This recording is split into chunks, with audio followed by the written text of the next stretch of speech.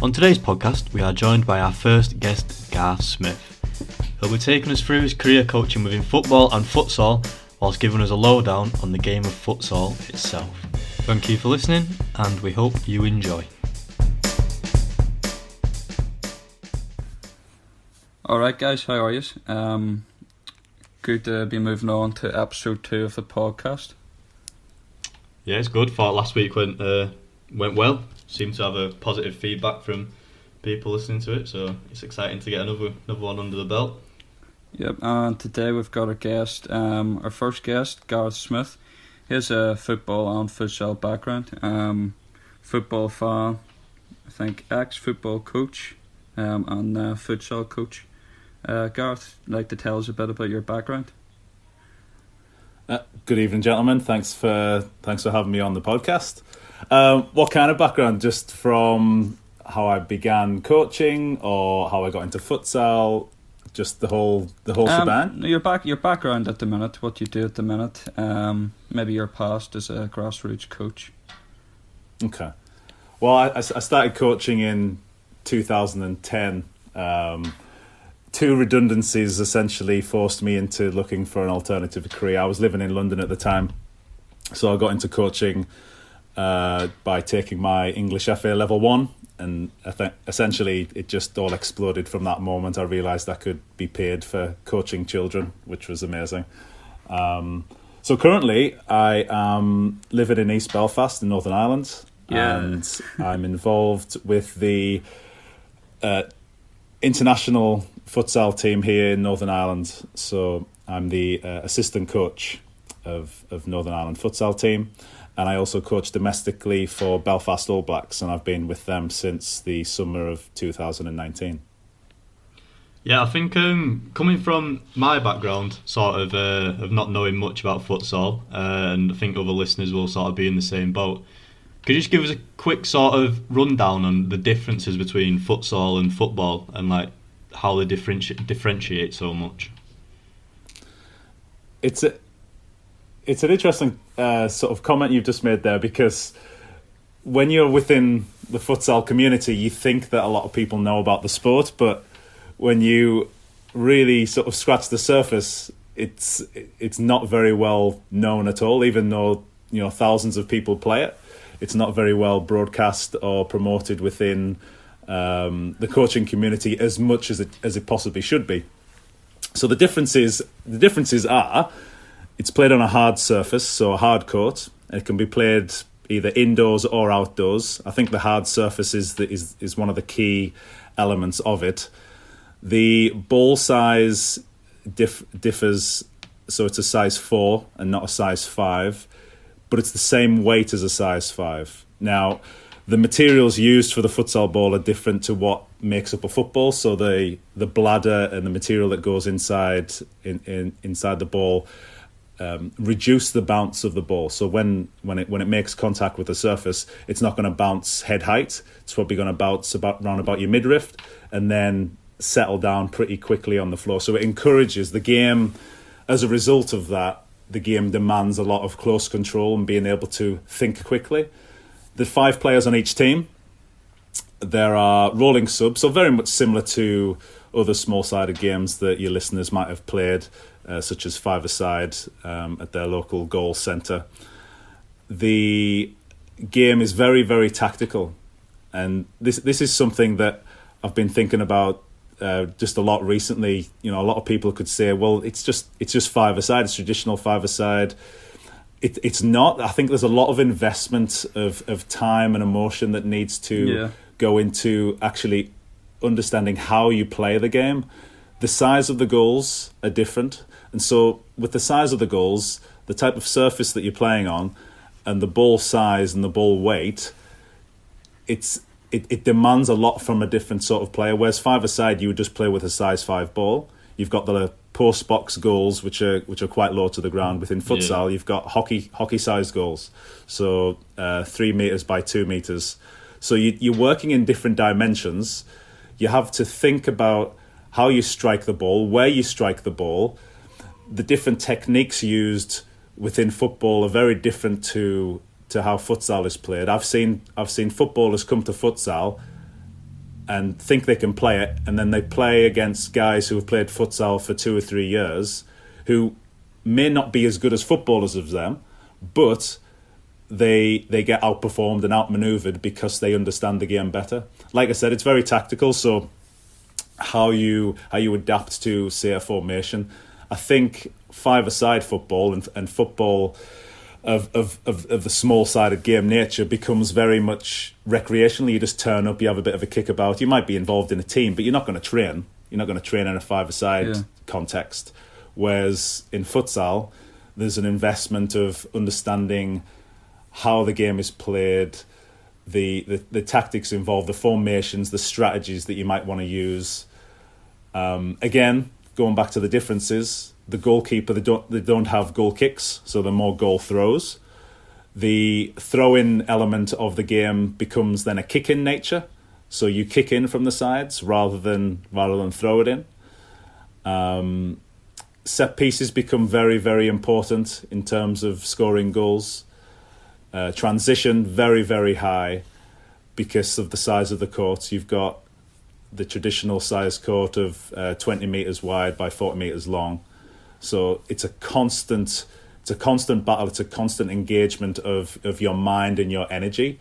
And that's why it's so important to have rolling subs that you can bring on new players. So in terms of strategies, sorry, Sam. So Garth, I could have just rambled on. Yeah, ramble on forever. It's non-stop. I hope that answered a few of the questions. I don't have to encourage you to ramble on more about futsal, but you know, obviously you were a football fan first of all, and you probably didn't know much about futsal, and then you created a bit of a love of futsal. You said that when you're sort of, and I know as well from being involved in futsal, or you know, when you're inside the game, you think that everybody on the outside knows about it, but you actually find out that they don't.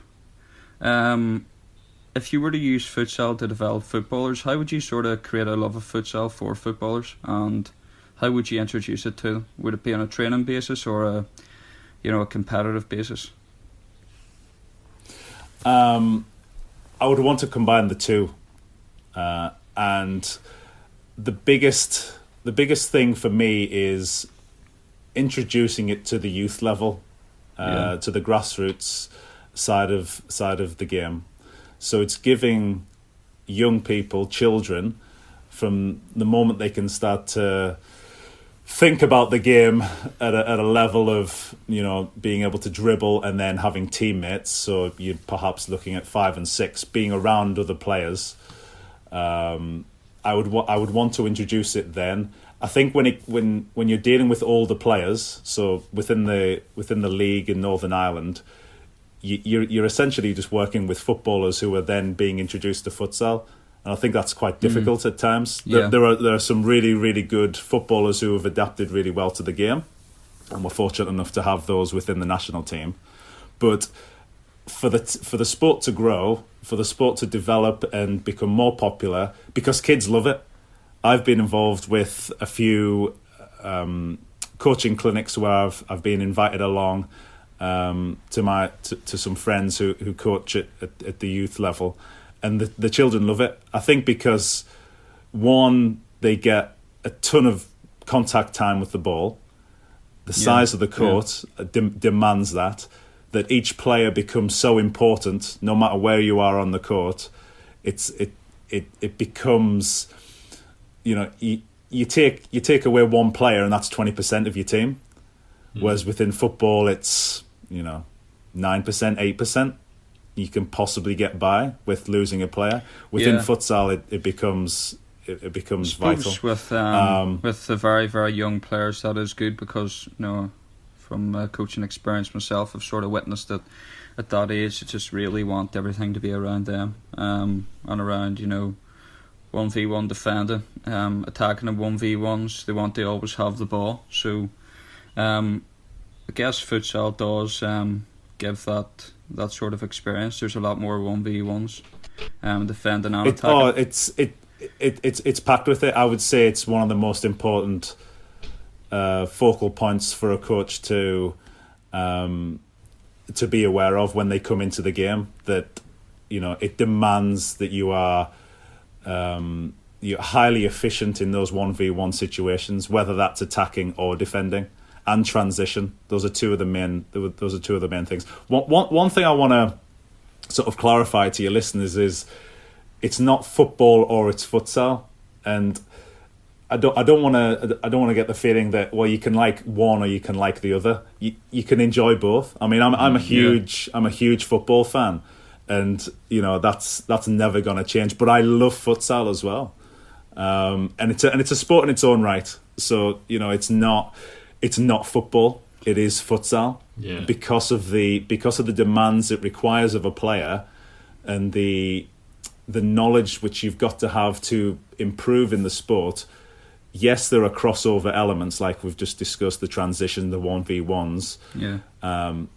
But I think there requires another level of investment from coaches, from players, to go, right, actually this is a different sport, and I'm going to try and learn it. It's a bit like rugby league and rugby union. Yeah, I think you see how difficult it is for players to cross over the codes and that. Yeah, you obviously talk about the crossover between players coming from football to futsal. Do you think sometimes there's sort of a sense of naivety from some players making the transition that, like you say, think they're just going to pick it up so easily and kind of get a bit frustrated because they've got such good skills at football and don't really pick it up straight away with futsal? Do you think it could be like a longer process for some people to sort of pick up the tactics and the pace of the game and stuff like that? I would say yes. I think within Northern Ireland, it's probably a little bit easier for those football players to come in and pick it up straight away and get the victories and feel that they're playing futsal. Whereas there's a few teams within the country that think they're playing futsal, whereas actually they're just playing football, or at least they're not really learning the game. They're not playing teams which are so developed within futsal that they're struggling to keep up with it. I think in England that would be very, very different. I think if you got a half decent football team against a very, very good futsal team, which there are, I think the futsal team would absolutely wipe the floor with them. Yeah. But you could look at it the other way. So if futsal players going over to football, I think it would be a similar sort of story. Garth, on the other side. In terms of relating it sort of back to football and youth development, do you think a traditional small-sided game, maybe with some constraints, could basically have the same and provide the same outcomes as what a futsal match would? Sorry, could you repeat the question again? So basically, I was thinking about the first bit and then I missed the second bit. So a traditional small-sided game with constraints, do you think that could provide the same outcome for a youth footballer as what a game of futsal would?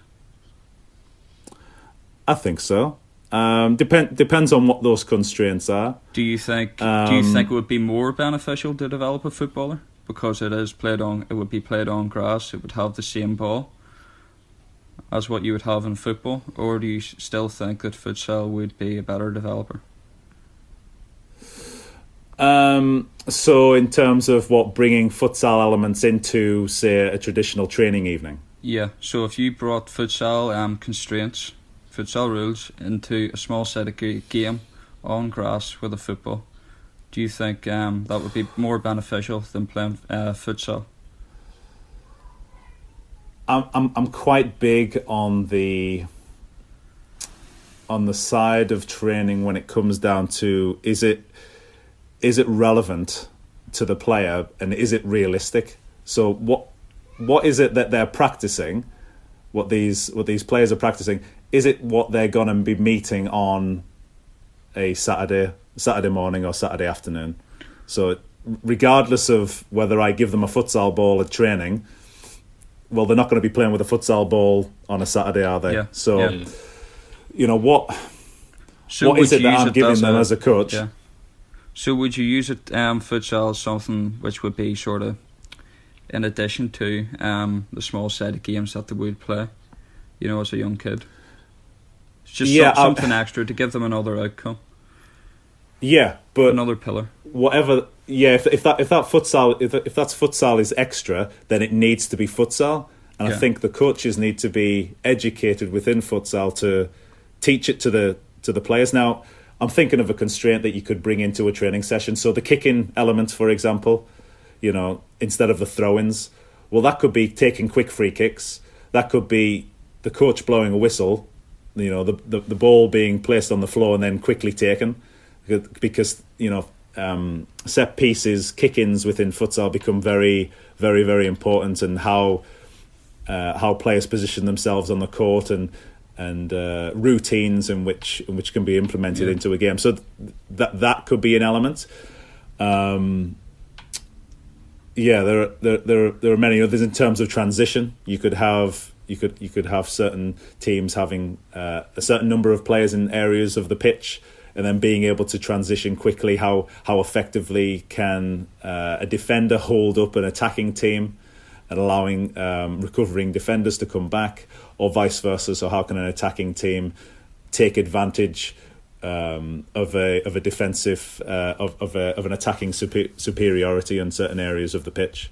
So yes, there are things that you can take from futsal which can be applied to football, but when it comes to futsal, give them futsal. If you're coming to introduce them to the game of futsal, give them that. Yeah. In terms of transferable skills from futsal to football, out of the sort of FA four-corner model, technical, tactical, sociological and psychological, what corner do you think you would gain the most sort of skills in when you're playing futsal that you could then transfer back to football? What do you think futsal would basically give you that the football wouldn't? I think I reckon a lot of coaches would say the technical side of things, and that's immediately what's brought to mind when you think of players like Neymar and Iniesta, two players who are huge champions of the sport and who played it quite a lot when they were young players. And there's a bit of footage of Ronaldinho playing that online within sport halls in Brazil. The psychological side of the game is massive for me, and join that with the social. So the psychological side is the demand that it requires of a player. So when they receive the ball on a futsal court, you've got very, very limited time to make a decision. So you're having to make a decision essentially before the ball is even played to you, and the game demands that. The game demands that a player is able to think quickly and make decisions quickly. Whereas in a football pitch, you can just play it out from the back. The opposition might not be pressing you as much. You've got time. You've got maybe 2 or 3 touches on the ball. Within futsal, you might just have one. You might just have one touch. Mm-hmm. So the opposition might be pressing you in such a way, and the court dimensions demand that you are able to control the ball really quickly, be able to protect it, be able to pass it, probably in all of one movement. So I think psychologically the mental demands that the game puts on a player is far more greater than that in football. And I think that's a really important part of the game, which is becoming more important within the traditional 11-a-side game. Yeah, I think it certainly has more focus with pressure. I think the psychological corner certainly has more focus within the modern game. Not quite sure if it's more important now than what it was, but there certainly is more focus, and I do believe that futsal can provide that sort of transferable skill, because if you talk about 1v1s as well, as you said, if you lose a 1v1 on a futsal court, you're attacking, you get the ball taken off you, then it's a quick overload. You have to be able to make, you have to be able to have that commitment to make the sacrifice to then sprint back for your team, try and get behind the ball again. So you have to. I mean, like I said, it's you're 20% of a team. Whereas if you lose the ball and it's a one, then that's you out of the game, and there's a quick transition going on, and you have to be recovering quickly. Whereas if Ronaldo loses it up at the top of the pitch, doesn't necessarily have to be sprinting back. Yeah. The other team might not be looking to take advantage of that player up at the top of the pitch. Whereas in futsal, there are opportunities and there are spaces which open up for the team with the ball, the team in possession, to take advantage of your miscontrol and your mispositioning on the court. Yeah, I think you touched on it briefly a moment ago about the likes of like Neymar and Iniesta sort of growing up with futsal. You hear of teams like Brazil who are just incorporate it from such a young age. Do you think that sort of instilled program from a young age in England would have the same effect on the national team, or do you think that it might be a bit too late to sort of give it that much of a revamp to benefit the English national team? I think the British way of approaching new things is, it's new and I'm scared and I don't like it. I'm happy with with the setup that we currently have. It's football. We don't know it. We don't need anything new. Within Brazil, it's a cultural thing. You've got decades and decades of young players playing it in the playground, playing it on the street. Even though we might not think of it as futsal on the street, you've got the hard surface, the constraints of the space in which is provided. It's a huge part of the Brazilian culture, futsal, and it's a link to football. And yes, there are professional leagues in Brazil, along with Spain and Russia, and France is starting to really up their game as well. They've just recruited a few top-level players from Spain, near the end of their career, granted, but they're looking to bring it into it. So there's professional elements to it within Brazil. In terms of introducing it and adding a structure to it within the English FA, that has started. So there is a English FA futsal strategy, as there is within the Football Association of Northern Ireland, which is fantastic. And within the IFA, there's been a lot of things that have been ticked off from the to-do list, which they have. But introducing it, I think it's brilliant. I think it has to be part of the overall strategy. You see the benefit that it brings to young players and just the enjoyment of the game. You speak to players after. Do you actually think that the UK could make more use of the game of futsal purely due to weather conditions and the amount of schools, universities, leisure centres that do have indoor halls? Do you think we should really try and play that to our advantage, and then maybe become a nation of a certain type of player that the likes of Brazil have produced in the past due to futsal? I do have fond memories of playing indoor five-a-side football with those large tennis balls. There is something romantic about remembering those. So we're not going to get rid of that. No.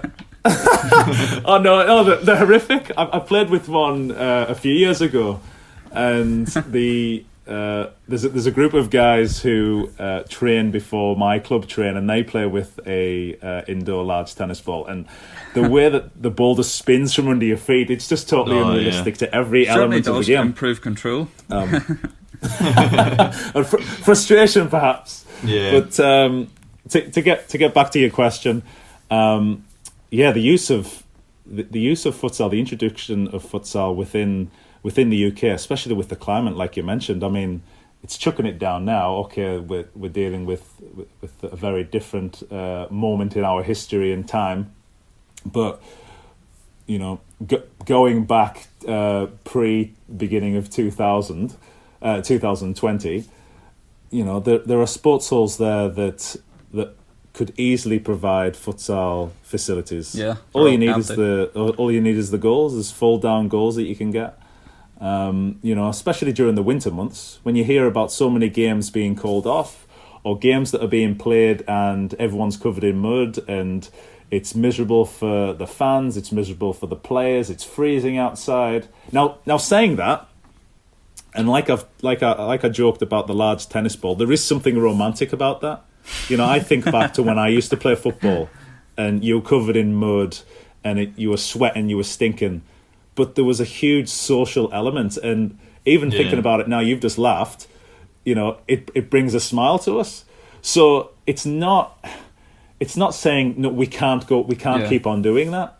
There's a time and a place for keeping that as possibly as a tradition within English football. I'm not, I think the idea of let's introduce futsal because that's going to create a Brazilian style play. Well, we're not Brazilians. Our attitude isn't Brazilian. Our upbringing isn't Brazilian.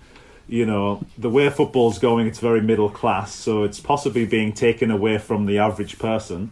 You go to any academy and the car park's filled up with Land Rovers. Where are those street footballers at? They're possibly at a premium.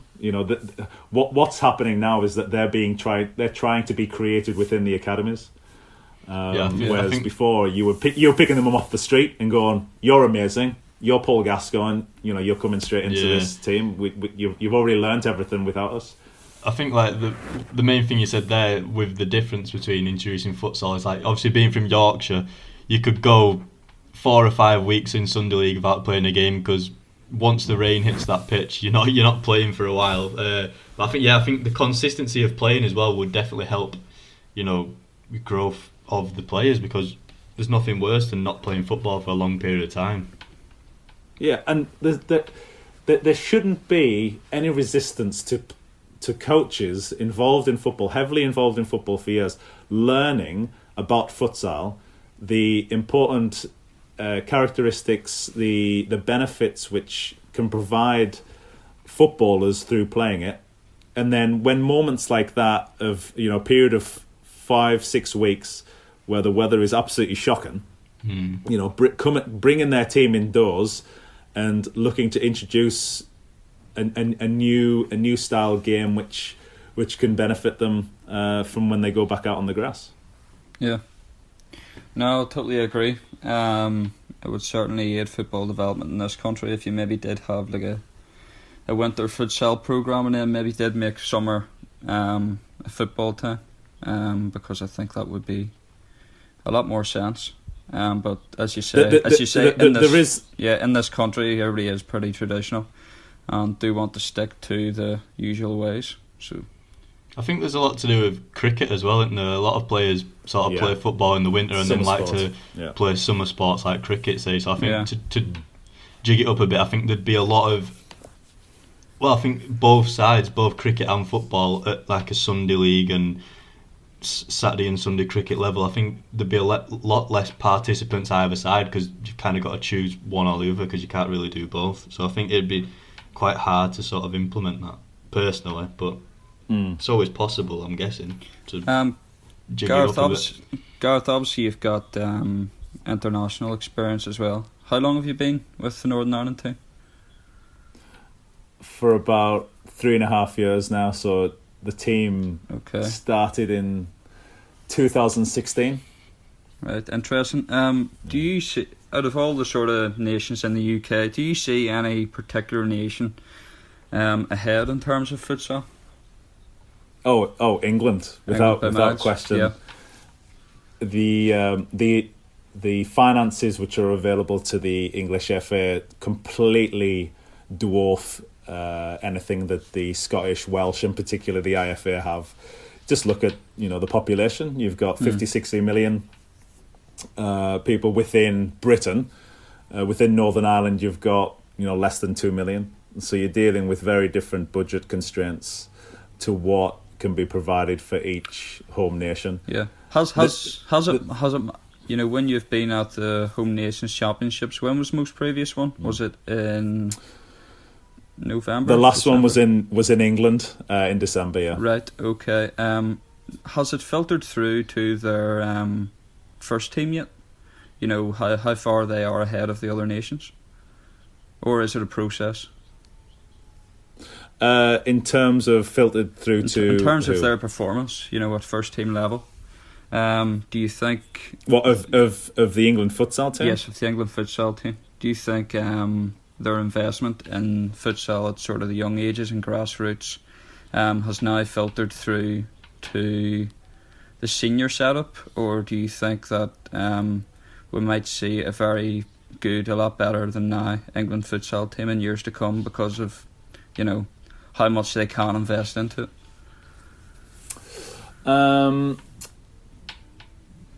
I think, futsal's still in its infancy in England. I think a lot of people would still say that.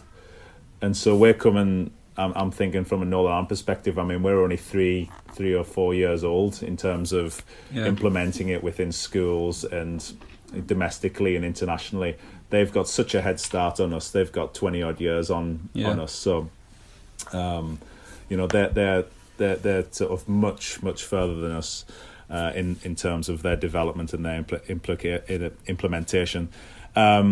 I think that will possibly come about even more so within the next 5 to 10 years. Yeah. So young players who have been playing futsal, and they're probably just playing futsal, they are bringing their pure futsal experience to the national team, and hopefully that will happen within Northern Ireland. But within England, I think you've got that implementation of it, which will then filter through to their national team, and they're making real strides in terms of their ability to qualify for major championships. Now they haven't reached one yet, but they're getting closer, and I think the benefits of that are like almost like a trickle down effect for the Irish FA, for the Scottish FA, and for the Welsh FA. Even though I'm a very proud Englishman.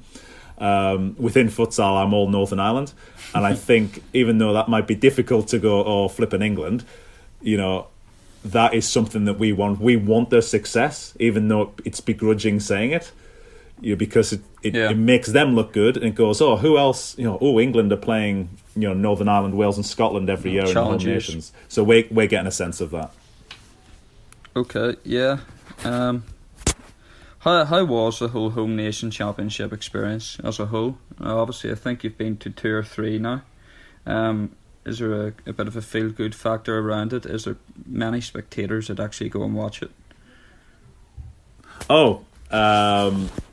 It's been superb. The last Home Nations we had a little bit of a inside joke within the squad, the Northern Ireland squad, saying that we were playing in a library when we went to England, because even though the sport has developed and made great inroads in terms of its popularity, there was still moments where the indoor court at St George's Park was really quiet. You could have almost heard a pin drop. But it was pretty well attended in terms of the England games, anyways. Really well attended.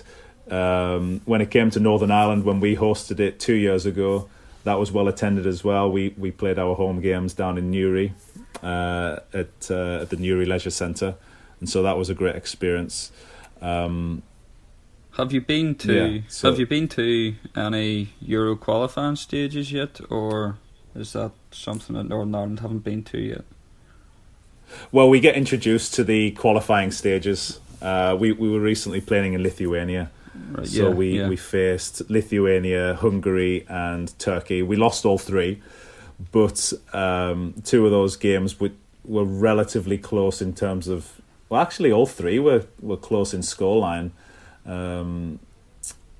The Turkey game our last game against Turkey was hard to take, because we'd outplayed them in the first half, but then they were leading, and that just unravelled a little bit in the second half when we went all out to try and get a goal. We implemented a different strategy, and they just caught us on the break. But we do get introduced to the major tournaments every couple of years, and we are improving, which is great to see. There have been improvements made over the last few years in terms of our understanding of the game and how we approach it. Brilliant. What's the best team you've actually came up against in international futsal? Off the top of my head, Hungary. Hungary, yeah. No, I don't think I'm not sure of their population, but I wouldn't imagine it's more than 20 million. But they were outstanding. Physically, they were so dominant. Technically, every player just knew how to control the ball. Their understanding of the game, their ruthlessness was just a sight to behold and to experience. Now, I'm sure the players wouldn't like to be reminded of that, but it was fantastic to be competing against that level. We've also played Moldova as well, and they were something special. Not something that you would hear of in terms of football superiority. Yeah, I think it comes to quite a shock to obviously people like me that don't know much about futsal. Hearing the teams that are quite good, it's teams you don't really sort of think of when you think football side, but obviously they've adapted well to the futsal side by the sounds of it. Oh, you've got heavy indoor focus within the Eastern European countries, and Asian countries. So, they really excel in those sort of indoor sports: basketball, handball, futsal. They've got a real knack of producing great players and really good technical players. Brilliant. Very, very interesting. And hopefully our viewers as well now have a better insight into futsal. Thanks very much, Garth, for coming on the podcast. Absolute pleasure. Yeah, perfect. Thank you very much. Right, cheers. Thank you.